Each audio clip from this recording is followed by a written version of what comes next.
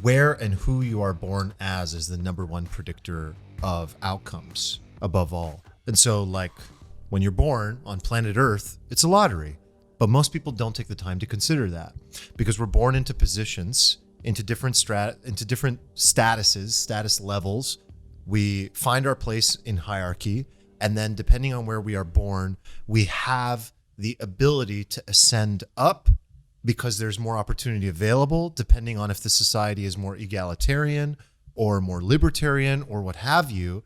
And so you have a certain level in which you're able to move up.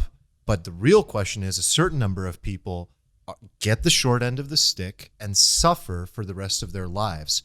If only they were in a position where they had been born into a more just system. Now, what that just system, we don't know. That's the whole purpose of the thought exercise. But the purpose is, if you were to really take a step back and remove all human bias and say to yourself, if truly like one example that I really like is like the idea of, apparently they do this with kids when they first teach this idea of the veil of ignorance to children in school. They say, okay, you really don't get it. Let me make it really simple for you. It's your birthday.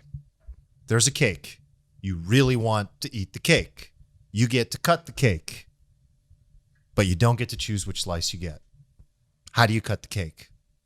And then the kid finally goes, oh, okay. So some people are going to get bigger slices if I don't make the cake perfectly cut equally. And so then you begin this discussion philosophically in the first place of like, what is just, what is right? How should the system be set up from day one? That's like one way to look at the veil of ignorance. Even just take like our own society, the United States, into account, for example. Here's like an example I laid out. It's like, you can be born even just in the US, which is known as one of the most, it is known as the land of opportunity. It always has been since it was born. But you could be born as the son of a dentist in California or the son of a black single mother in Eastern Detroit in the ghettos.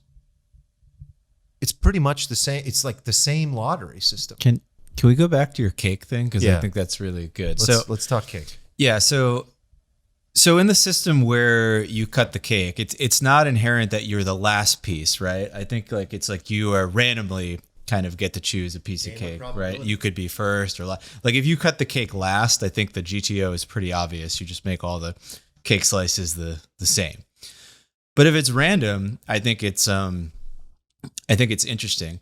I think the other problem with the cake analogy is that when you eat cake, like all of the cake sort of has the same utility, right? Whether you get like a piece of cake that's 2x or 1x, you get cake, it's all pretty good. But there are elements of society socioeconomically where it's like a step function, right? Like it's not like linear between like, oh, my life is good and I have a private jet. Like there are certain like elements of like awesomeness that come with being fabulously rich that it's not a smooth distribution, I guess is what I'm saying. So that's one of the problems I have with the cake analogy. But like I'm curious like how you would cut the cake if the cake isn't cake though. The cake is society and you have to be born into it. Like what would you do? I had this initial thought and I think and you can let me know if I'm not, using this this method properly, but originally I kind of thought of well, if you just distribute everything equally, people might end up back where we are now. They talk about how, for example, lottery winners, when they win the lottery, they often end up, bankrupt. And if you probably took all the billionaires in the world and just all the money in the world and divided them up amongst, everyone equally, that you would, over time, end up in very similar distributions. But at least they did it per their own decision-making and devices. Right. So that's a nice the thing. idea is that, the people who are good at making money, good at achieving, would eventually do the same. And the people who are not would end up with, what they have.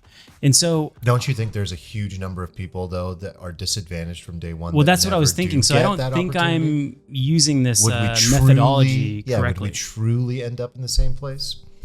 There's so many people that are so fucked up from the time that they're born because of their circumstance.